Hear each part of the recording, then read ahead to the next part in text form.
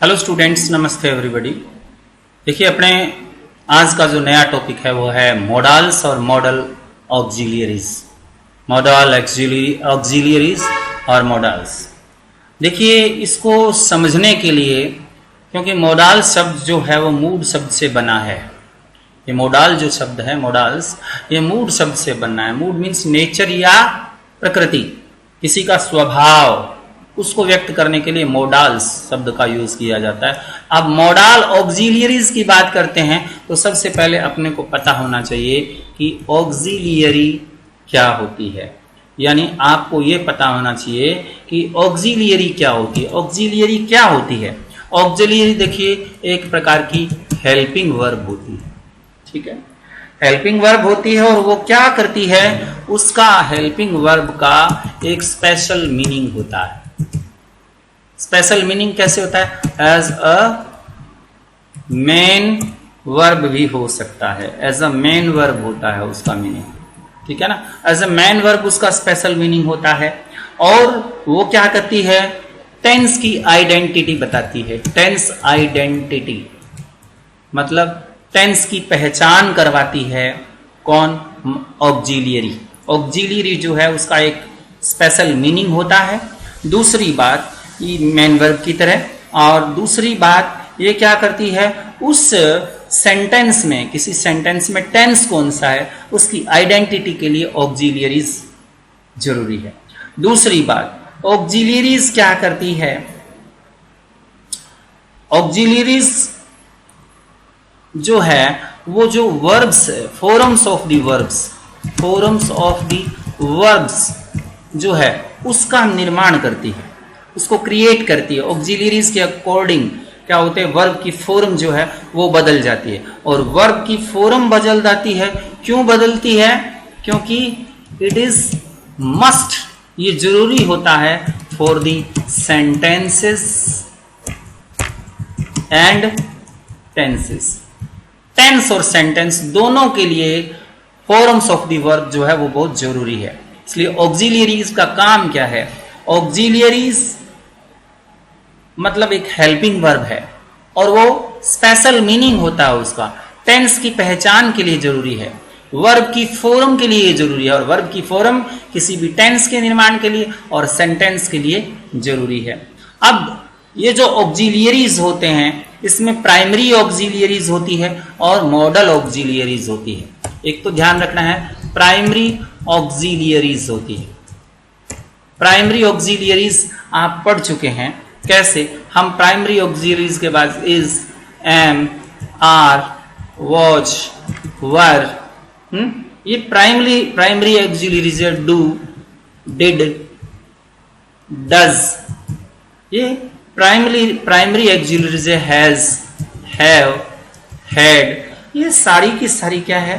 Primary auxiliaries है। तो ये प्राइमरी ऑक्सिलियरीज है।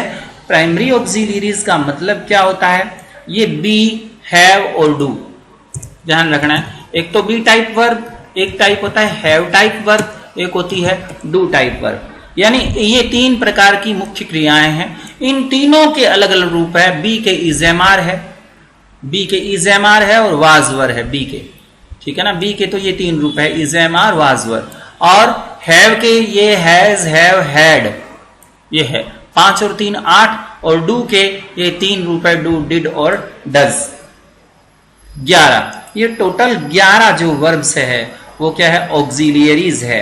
और ऑक्सिलियरीज क्या करती है? उसकी स्टेट को, उसकी पोसेशन को, उसके वर्क को, यानी किसी भी मेन वर्ब जो होता है, ये ऑक्सिलियरीज जो है जब मेन वर्ब के रूप में काम आती है, मेन वर्ब के रूप में काम आती है तो क्या बताती है? उसकी स्टेट को बताती है। एक्शन की स्टेट क्या है, उसकी कंडीशन क्या है, यानी अवस्था क्या है, उस वो पोसेशन है कि नहीं है, उस चीज को बताती है, या उसके वर्क को बताती है ना।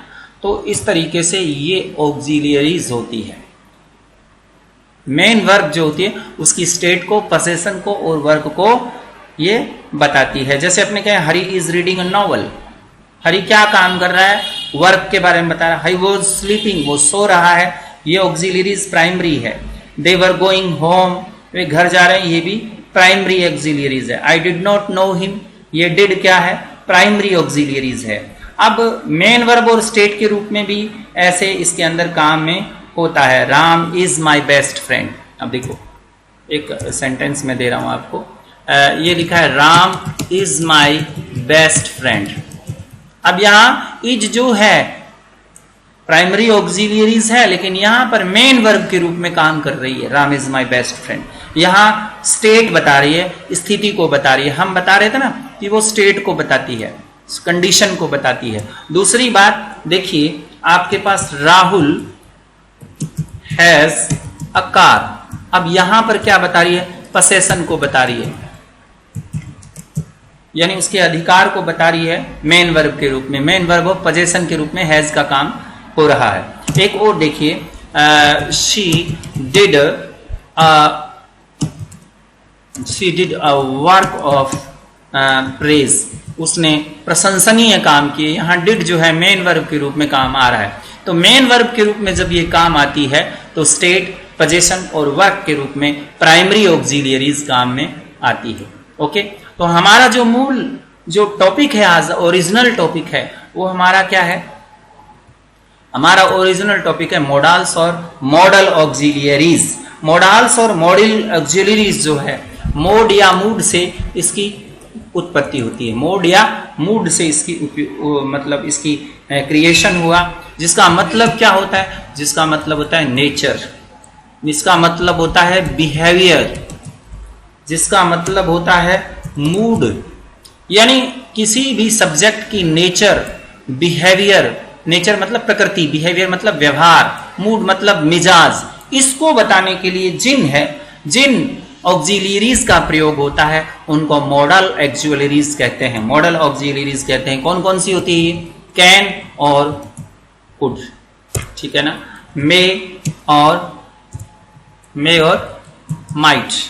मैं और शब्द की जगह ओब्लिक ना लगा करके कैन कुड इस तरीके से लगा रहा हूं, कैन कुड, मे, माइट।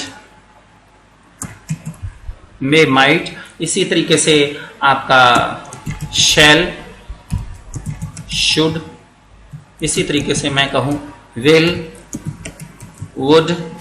और आगे हम बात करें तो मस्ट, ऑट,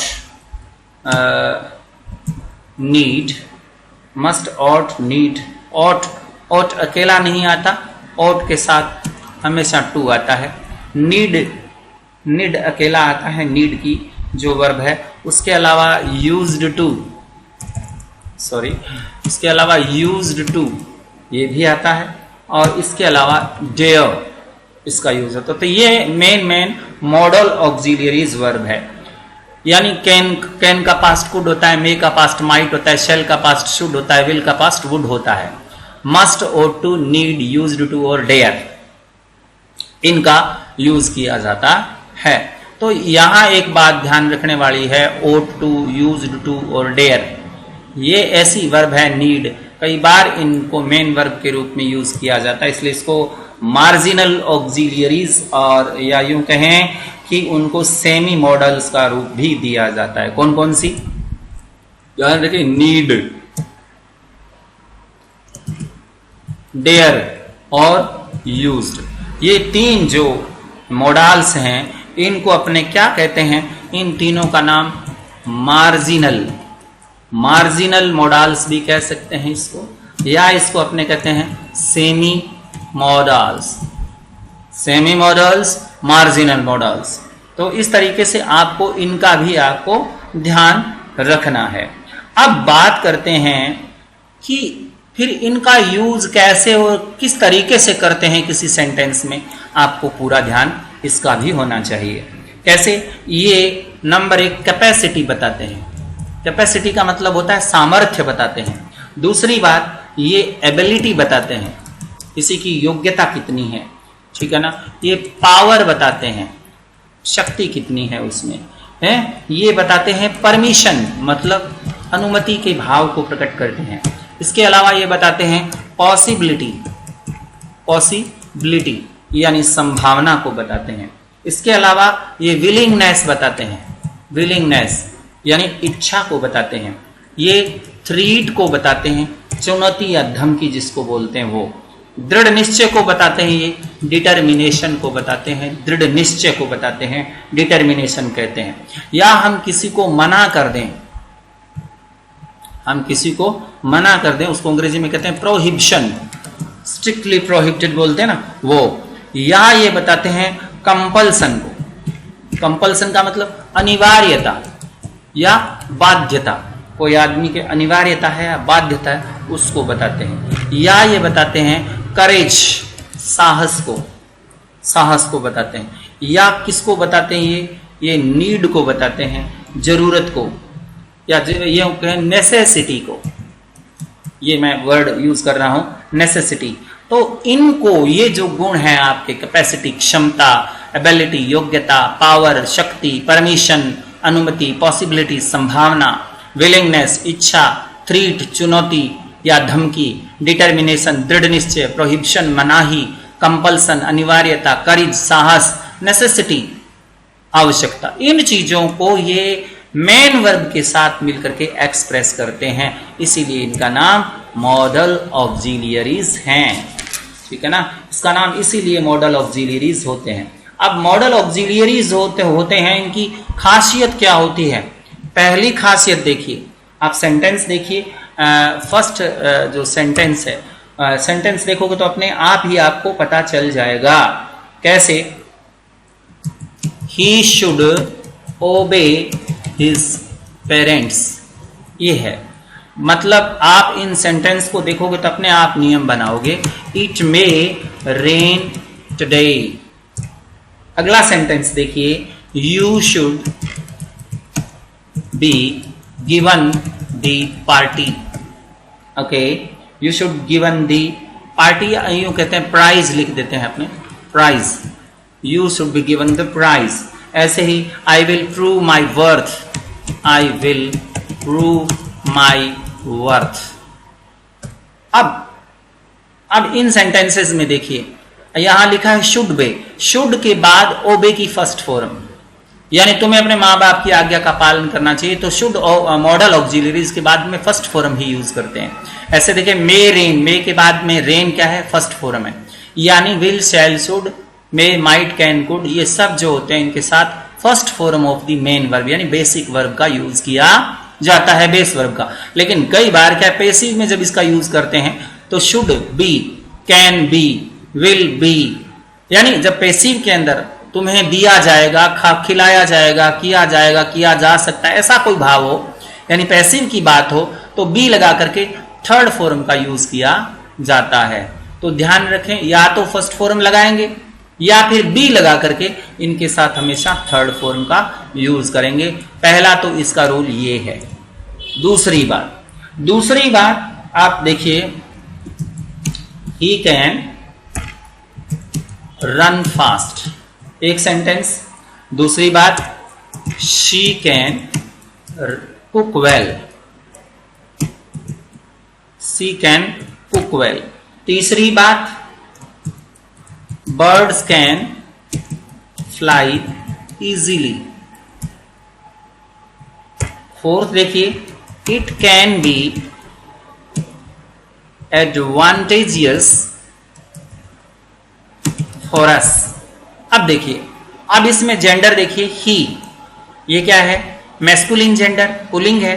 सी यहां पर फेमिनाइन जेंडर है, मतलब स्त्रीलिंग है। बर्ड्स जो है वो कौन सा जेंडर है? बर्ड्स, पक्षी, बर्ड न्यूटर जेंडर है। इट, ये भी न्यूटर जेंडर है। तो देखिए यहां पर जेंडर से कैन जो है वो प्रभावित नहीं होती। जैसे प्राइमरी ऑक्सिलियरीज प्रभावित होती है, इज का वॉज हो जाता है, या डू का डज हो जाता है, डू डज हो जाता है, या जेंडर से कोई चीज प्रभावित नहीं होती यहां पर, या यूं कहें कि नंबर से भी प्रभावित नहीं होती। यानी सब्जेक्ट का जेंडर या नंबर कुछ भी हो तो ये इसके ऊपर कोई प्रभाव नहीं पड़ता, इसके ऊपर कोई इफेक्ट नहीं होता। इसलिए इसको अपने क्या कहते हैं? Non finite, non finite verbs भी कहते हैं। क्यों कहते हैं? क्योंकि इसके ऊपर जेंडर का और नंबर का, सब्जेक्ट के जेंडर का और नंबर का कोई प्रभाव नहीं पड़ता। जैसे एक बात मैं बताऊं आपको, जैसे a sparrow does not eat meat. Okay, यहां sparrows do not eat meat. अब देखिए यहां पर स्पैरो क्या था? सिंगुलर नंबर में था, चिड़िया, और स्पैरोज यहां चिड़ियाएं थी। यहां देखिए प्राइमरी ऑक्सिलियरीज डज हो जाती है और यहां डू हो जाती है। यहां पर क्या है? सब्जेक्ट के नंबर का फर्क पड़ रहा है, इसलिए यहां सब्जेक्ट के नंबर का फर्क पड़ रहा है तो ये फाइनाइट होती है, और यहां पर सब्जेक्ट के नंबर का फर्क नहीं पड़ता, इसलिए ये नॉन फाइनाइट होती है। तो कोई भी मॉडल ऑक्सिलरीज जो होती है सब्जेक्ट के नंबर और जेंडर से इफेक्ट नहीं करती है। ओके, नेक्स्ट बात अपने करें, अगर अपने इसको नेगेटिव के अंदर बात करें, ठीक है ना, और इंटेरोगेटिव की बात करें तो कैसे करते हैं? जैसे he cannot lift this heavy box. Next है what can you do. Next sentence है would you mind my interrupting you. Next sentence है you need not worry about me. अब यहां देखिए आपको क्या दिया जा रहा है, नेगेटिव की बात करते हैं और इंटेरोगेटिव की बात करते हैं। वो यहां पर वो सेम ही रूल लगता है, देखो कैन के बाद नोट लगाया हुआ, यानी जैसे प्राइमरी हेल्पिंग वर्ब में अपने नोट लगाते हैं, जैसे इसमें नीड नॉट वरी, नीड के बाद नोट है, तो नेगेटिव बनाना है तो अपने जो मॉडल ऑक्सिलरीज होते हैं उनके बाद नोट लगाता है। कैन नॉट, ठीक है ना, और ऐसे ही नीड नॉट, ऐसे ही मस्ट नॉट, ऐसे ही ऑट नॉट टू, इस तरीके से अपने क्या करते हैं? नेगेटिव बनाते हैं। ओके, अच्छा, इंटेरोगेटिव की बात करते हैं। देखिए सब्जेक्ट से पहले वुड आ गया है, ठीक है ना, इसी तरीके से ये सब्जेक्ट इसमें यू है, यू से पहले कैन आ गया है, यहां यू से पहले वुड आ गया है, तो सब्जेक्ट से पहले अपने क्या करते हैं? इसको रख देते हैं। वही तरीका है जैसे प्राइमरी ऑक्सिलरीज में करते हैं, व्हाट डू यू वांट, आप क्या चाहते हो, तो यू से पहले प्राइमरी ऑक्सिलरीज है। उसी तरीके से इसका भी अपने यूज करते हैं। क्वेश्चन बनाने के लिए इनको सब्जेक्ट से पहले रखेंगे, लेकिन नेगेटिव बनाने के लिए उनको सब्जेक्ट के बाद रखेंगे। इस बात को भी आप विशेष रूप से ध्यान रखेंगे। नेक्स्ट बात करते हैं अपने, कई बार क्या होता है, देखिए I might have gone to the party, शायद मैं पार्टी में गया होऊंगा, ये लिखा है। अब देखिए इसमें हैव भी आया है, प्राइमरी ऑक्सिलरीज भी आई है और मॉडल ऑक्सिलरीज भी आई है, दोनों ऑक्सिलरीज का इसमें यूज हो रहा है। तो याद रखने वाली बात है कि जो मॉडल ऑक्सिलरीज होती है वो पहले यूज होती है और प्राइमरी ऑक्सिलरीज होती है वो बाद में यूज होती है। जैसे ही कैन हैव कॉट दी बस।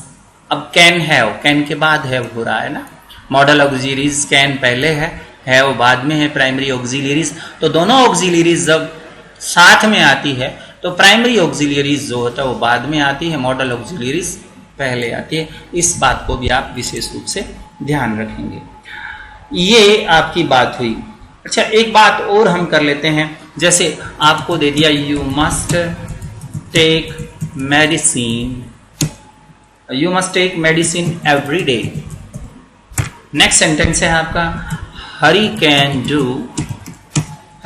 Do this work well. Hari can do this work well. तो अब ये दोनों सेंटेंस आप देख रहे हैं, हम क्या करते हैं, प्राइमरी ऑक्सिलियरीज होती है, डू का क्या हो जाता है, डिड हो जाता है, डन हो जाता है, डूइंग हो जाता है ना। ये देखिए इसके रूप चेंज हो रहे हैं, इसकी फॉर्म चेंज हो रही है, लेकिन मस्ट ही रहता है, कैन ही रहता है, चाहे उसका टेंस कुछ भी हो।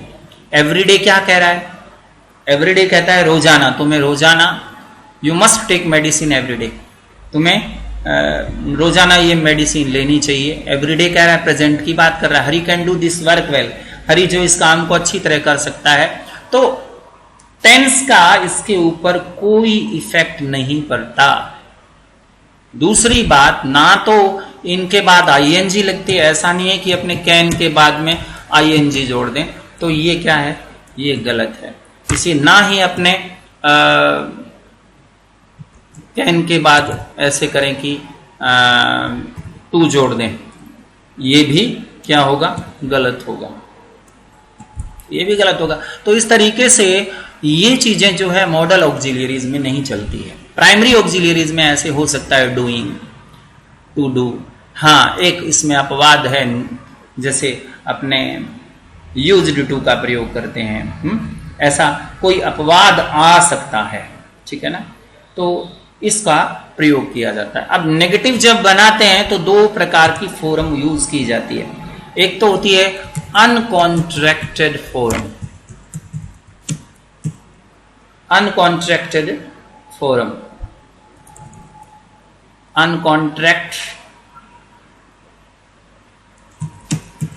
फॉर्म, अनकॉन्ट्रैक्टेड फॉर्म होती है, जिसको अनकॉन्ट्रैक्टेड कौन सी फॉर्म, अपने बोलेंगे negative form, uncontracted, contracted negative form. Uncontracted कौन सी होती है, जैसे इस तरीके से लिखें, कैन नॉट, नोट पूरा लिखेंगे, मे नॉट, इसी तरीके से शैल नॉट, ठीक है, ये क्या है, अनकॉन्ट्रैक्टेड फॉर्म है। और कॉन्ट्रैक्टेड कौन सी है, कैन नॉट को अपने क्या लिखेंगे, कैन नॉट को हम लिखेंगे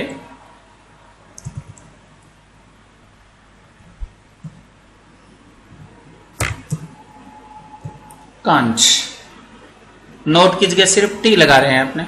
और मे नोट को मेंट लिखेंगे, जैसे क्या लिखेंगे, मे एन लगा करके टी, मेंट, ठीक है ना। इसी तरीके से शेल नोट को हम लिखेंगे शांट, शांट। विल नोट को हम वोंट, है, तो एन लगा करके टी लगाएंगे, तो यूज्ड नॉट टू ऐसे आता ना, जैसे यूज्ड नॉट टू, इसको कैसे लिखेंगे, इसको लिखने का तरीका क्या है, इसको लिखने का तरीका है यूज्ड, एन लगाओ, T, usen't to, usen't to, usen't to, needn't, डेंट, बोलने का तरीका। अब कॉन्ट्रैक्टेड, ये आपकी अनकॉन्ट्रैक्टेड फॉर्म है, शेल नॉट, यूज नॉट, ये पूरा नोट लग रहा है वो अनकॉन्ट्रैक्टेड है। और फिर इनका नाम क्या है, इनका नाम आपका है contracted form, contracted form.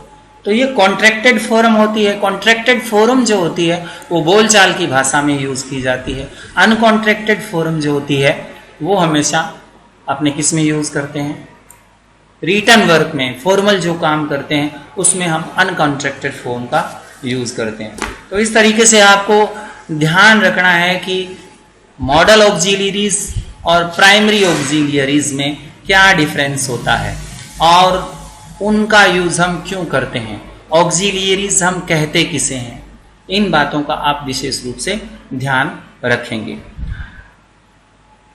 Okay, कुछ सेंटेंसेस के अंदर इन वर्ब्स का यूज किया जाता है, तो आप सेमी मॉडल्स का भी ध्यान रखेंगे। सेमी मॉडल्स और मार्जिनल मॉडल भी कहते हैं।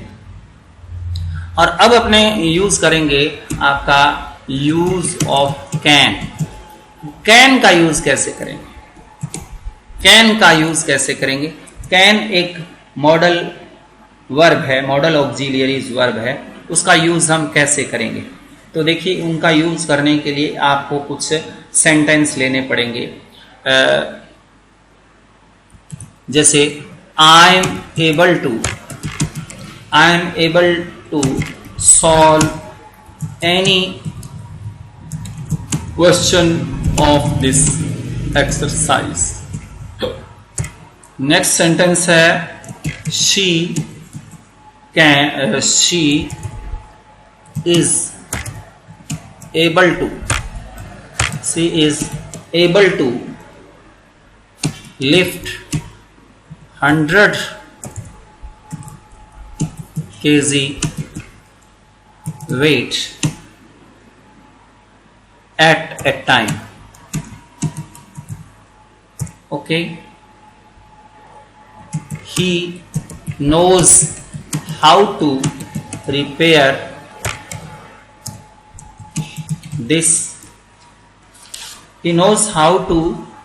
this watch. नेक्स्ट सेंटेंस, अब यहां देखिए knows how to, अब यहां able to knows how to, इसका मतलब क्या हुआ कि इनकी जगह पर अपने इस कैन का यूज कर सकते हैं। तो इस सेंटेंस कैसे बन जाएंगे, आई एम एबल टू लिखा है तो यहां हो जाएगा I can solve any question of this exercise. ठीक है ना, यानी कैन क्या बताता है, उसकी एबिलिटी को बताता है कि मैं इस प्रकार की इस एक्सरसाइज के किसी भी प्रश्न को सॉल्व कर सकता हूं, ये उसकी एबिलिटी है। तो एबिलिटी है तो एबल टू की जगह हमने क्या किया, कैन का यूज कर दिया। इसी तरीके से ये इसकी पावर है, एबिलिटी है कि वो 100 किलोग्राम वेट को उठा सकता है, तो अपने क्या करेंगे, she can lift, is able to जो है ये पूरा का पूरा क्या होगा, इसकी जगह ट्रांसफर हो जाएगा, इसकी जगह ट्रांसफर हो गया तो she can lift 100 kilogram weight at a time. हो गया ना। इस तरीके से ही नोज हाउ टू, ये नो हाउ टू की बात कर रहा है, इसको आप यहां से निकाल देंगे तो कोई चीज आपको करनी आती है, आप जानते हो मेंटली रूप से, तो उसको कहते हैं कैपेबिलिटी। एबिलिटी और कैपेबिलिटी में फर्क है। कैपेबिलिटी मेंटली आपने सीख लिया है किसी चीज को करना, उसको कैपेबिलिटी कहते हैं। तो यहां पर भी कैपेबिलिटी के लिए भी आपने क्या करते हैं, ही कैन, अब नो हाउ टू यहां से गायब हो जाएगा, इसकी जगह क्या आ जाएगा, he can repair this watch. ध्यान में आई। तो यहां पर हमें क्या सीखने को मिला, एबिलिटी, दूसरा कैपेबिलिटी। इन दोनों को एक्सप्रेस करने के लिए अपने कैन का यूज करते हैं। तो अगर आपको ब्रैकेट में ये दे रखे हैं, कई बच्चे क्या करते हैं, ब्लैंक में एबिलिटी और कैपेबिलिटी भर देते हैं। कारण क्या है, उनको पता नहीं एबिलिटी योग्यता होती है, कैपेबिलिटी क्षमता होती है। आपके अंदर सामर्थ्य है, आप फिजिकली रूप से आपके अंदर एबल हैं, आप तो आप मेंटली एबल हैं, तो आप क्या कर सकते हैं, कैन का यूज कर सकते हैं। कैपेबिलिटी जो आपने चीज सीख ली, उसके बाद में आपकी जो कैपेसिटी है वो बढ़ गई, तो वो कैपेबिलिटी होती है, तो उसके लिए भी कैन का यूज करते हैं। तो इस तरीके से आपको इस बात का ध्यान रखना है कि कैन का यूज कहां करते हैं। दूसरी बात जैसे am I allowed to use your pen, am I allowed to use your pen dear friend, ये क्वेश्चन है आपका। सेकंड है are you be permitted to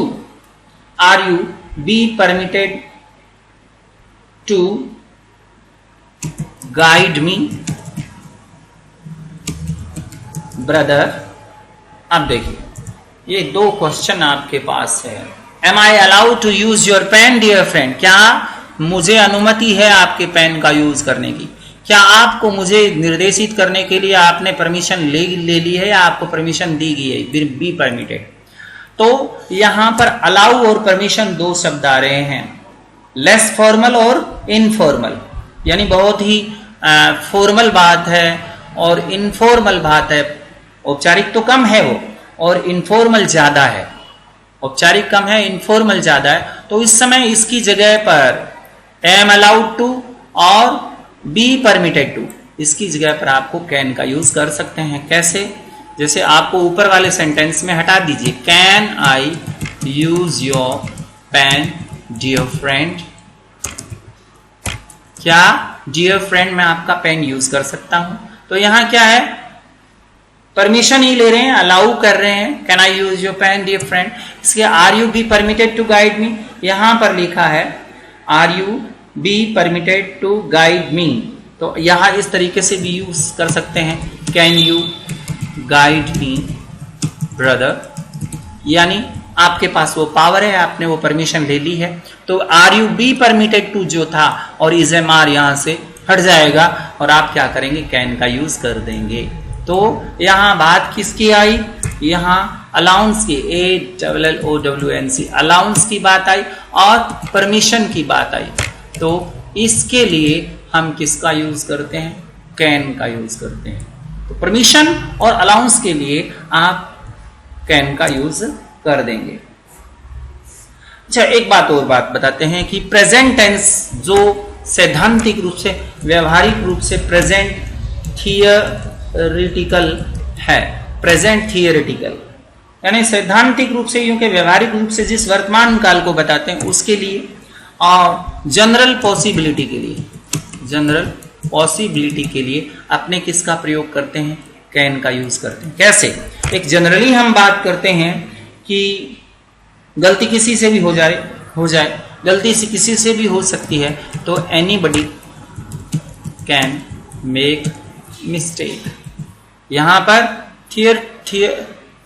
ये क्या है, प्रेजेंट थियोरिटिकल है कि गलती किसी से भी हो सकती है, गलती कोई भी कर सकता है, हैं? हम गलतियों से सीखते हैं, तो we can learn by mistakes, we can learn by mistakes. हम गलतियों से सीखते हैं, सीख सकते हैं, ये जरूरी नहीं सीखते हैं, ऐसा भी हो सकता है। एनीबडी कैन मेक मिस्टेक, कोई भी गलती कर सकता है, यानी गलती किसी से भी हो सकती है। तो ये क्या है, प्रेजेंट थियोरिटिकल है। तो और ये कैन इट बी मर्डर, यहां पर किसी से पूछना चाहें, can it be a murder. अब हम जानना चाहते हैं कि क्या ये मर्डर हो सकता है कि नहीं हो सकता, तो ये जनरल पॉसिबिलिटी की बात करते हैं। तो जनरल पॉसिबिलिटी के बारे में हमें जानना हो तो भी आप कैन का यूज कर सकते हैं। तो इस तरीके से आप कैन का यूज कर सकते हैं प्रेजेंट थियोरिटिकली के लिए, और प्रेजेंट की बात बता दी आप। और कई बार क्या होता है, आपको पजलमेंट होती है। पजलमेंट का मतलब होता है घबराहट होती है, या यूं कहें आप इम्पेशेंट है। इम्पेशेंस होता है मतलब आपको बेचैनी होती है, घबराहट या बेचैनी होती है। कौन से सेंटेंसेस में? In the interrogative sentence. Interrogative sense होता है, सेंटेंस जरूरी नहीं, इंटेरोगेटिव सेंस होता है।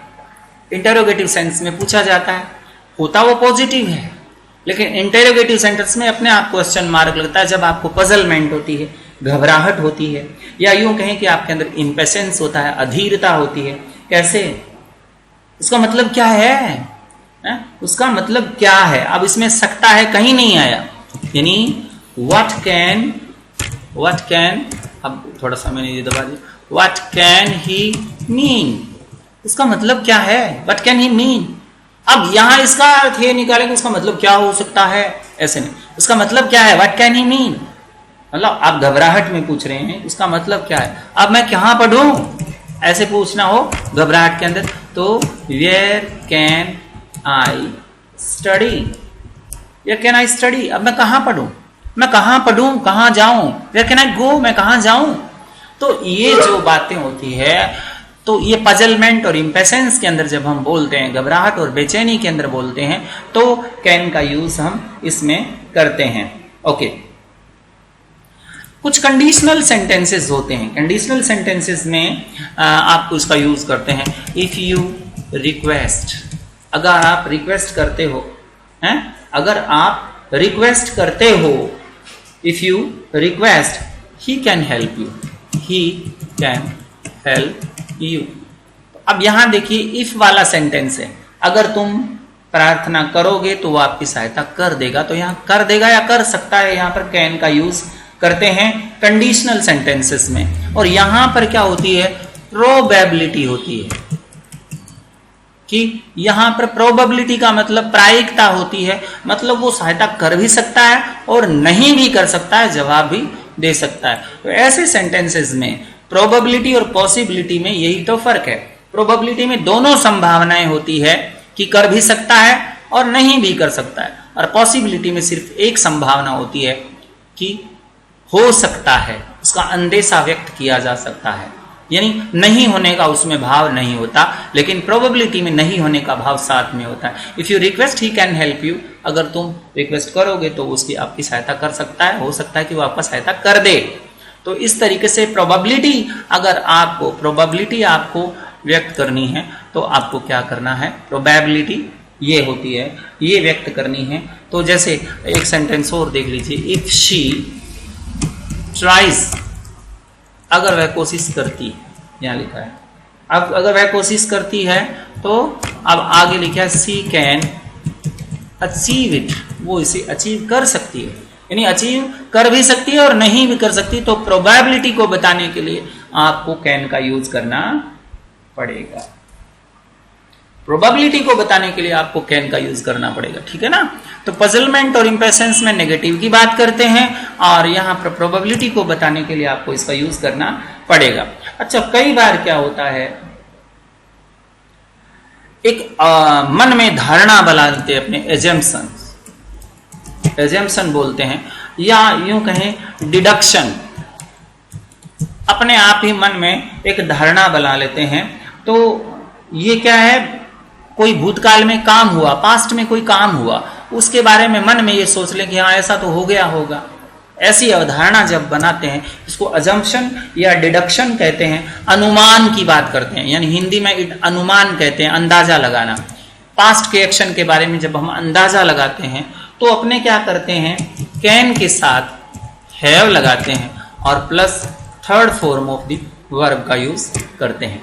कैसे करते हैं देखिए, ही वेंट अर्ली, वो जल्दी गया था, देखो पास्ट टेंस है, वो जल्दी गया था, so he can have caught the train, तो उसने ट्रेन पकड़ ली होगी, वो जल्दी निकला था, उसने ट्रेन पकड़ ली होगी। तो यहां पर क्या हम अंदाजा लगाते हैं कि उसने ट्रेन पकड़ ली होगी, पास्ट डिडक्शन की बात करते हैं। तो इस तरीके से अपने कैन का यूज जो है वो अजम्पशन और डिडक्शन के लिए भी करते हैं, ठीक है ना। और कुछ अपने बात करेंगे, कांट की बात हम बाद में करेंगे, पहले कैन की ही बात कर लेते हैं। तो कैन की बात आपको मैंने बताई, एबिलिटी, कैपेसिटी, पावर, यानी आपको हमने जो बात बताई कैन के बारे में, एबिलिटी, कैपेसिटी और पावर, ये तीन वर्ड हैं। उन तीनों में जैसे एक बात आई कि एक सेंटेंस है, I dash dash dash befool him, I befool him. अब यहां पर क्या है, यहां पर है क्लेवरनेस, चतुराई है, यहां पर चतुराई है, या यूं कहें यहां पर थोड़े वाक्यों के अंदर आपको उलझा सकता है, स्ट्रेंथ की बात कर सकता है। तो यहां देखिए, I can be fool him, आएगा तो यहां पर कैन ही, लेकिन है क्या यहां पर, क्लेवरनेस है। तो क्लेवरनेस को अपने बताना हो, क्लेवरनेस को बताना हो तो क्या करेंगे, I can be fool him, cleverness बतानी हो तो भी अपने, जैसे आपको कहे I can lift this heavy box, I can lift this heavy box, यहां पर क्या है, पावर है या स्ट्रेंथ है, यहां पर पावर है या स्ट्रेंथ है, यहां आप कंफ्यूज होंगे। आई can lift this heavy box, तो यहां पर स्ट्रेंथ की बात होती है, स्ट्रेंथ की बात हो रही है, स्ट्रेंथ की बात हो रही है। तो स्ट्रेंथ जो जहां होती है वहां पर शारीरिक शक्ति का नाम स्ट्रेंथ है। अब पावर की बात देखिए, पावर की बात की, पावर में और स्ट्रेंथ में थोड़ा सा डिफरेंस है। जैसे ये लिखा है, we can climb up we can climb up this high tree. We can climb up this high tree. इस ऊंचे पेड़ पर हम चढ़ सकते हैं। यहां पर तो किसी के जोर की बात हो रही है, यहां पर जोर के साथ साथ इसकी बुद्धि का भी प्रयोग हो रहा है। तो यहां पर पावर है, he can climb up the tree, तो यहां पर ये पावर का यूज हो रहा है। तो याद रखना है, पावर की बात करें, स्ट्रेंथ की बात करें तो भी कैन लगाएं, can climb up this high tree. तो शारीरिक ताकत के साथ साथ अगर मानसिक ताकत लगे तो वो पावर हो जाएगी। पावर, जो पावर आ गई, इसके बाद हम जैसे बुद्धि की बात करें तो I can solve this question, मैं इस क्वेश्चन को सॉल्व कर सकता हूं। तो यहां पर इंटेलिजेंस की बात हो रही है, यानी किसी की बुद्धि को बताना हो तो भी अपने क्या करते हैं, I can solve this question. या इंटेलिजेंस की बात है, उसके अंदर बुद्धि की पावर है, तो बुद्धि की ताकत बतानी हो तो आप इसका यूज करेंगे। लेकिन कैपेसिटी की बात करें, a blind man can not see, यहां पर क्या है, कैपेसिटी है। यहां पर कैपेसिटी है, कैपेसिटी का मतलब उसमें क्षमता नहीं है। एक ब्लाइंड मैन में ऐसी क्षमता नहीं कि वो देख सके, कैपेसिटी नहीं है, तो ये कैपेसिटी है। तो कैपेसिटी और एबिलिटी की जब हम बात करें, जैसे एबिलिटी की बात करें तो आई कैन टीच मैथमेटिक्स, मैं मैथमेटिक्स पढ़ा सकता हूं। तो ये क्या चीज है, एबिलिटी, ये एबिलिटी है। तो यहां ability, cleverness, power, capacity, strength, ये सारे वर्ड्स जो हैं वो आपको कंफ्यूज कर सकते हैं, लेकिन आपको कंफ्यूज नहीं होना है। सबके लिए कैन का यूज करते हैं। जैसे कोई आदमी कहे यू कैन गो नाउ, अब आप जा सकते हो, तो ये क्या चीज है, ऑर्डर भी है और अनुमति भी है, आदेश है, ऑर्डर भी है और परमिशन भी है। परमिशन दे रहा है कि जा सकते हो, तो ऑर्डर हो गया ना। ऐसे ही can I use your pen, अब ये यहां पर क्या है, यहां पर आपके परमिशन है, परमिशन ले रहा है? इसी तरीके से nobody can Rome in this prohibited area, कोई भी आदमी इस प्रोहिबिटेड एरिया में घूम नहीं सकता, ठीक है ना। तो यहां पर ये क्या चीज है, ऑर्डर, यहां पर भी ऑर्डर है, ठीक है ना, ये भी ऑर्डर है। इसी तरीके से can't see enter without permission, can't see enter without permission. ये देखिए यहां पर परमिशन की बात हो रही है, परमिशन के बिना परमिशन की घूम नहीं सकती क्या है, तो ये परमिशन की बात हो रही है। तो ये यानी कैन का यूज जो है, औपचारिक परमिशन जो है उसको लेने के लिए अपने यूज करते हैं। तो इसमें कैन की बात आपने करनी है। कैन की और बात देखिए, जैसे आपने ये एक सेंटेंस लिख दिया, accidents can happen, accidents can happen everywhere,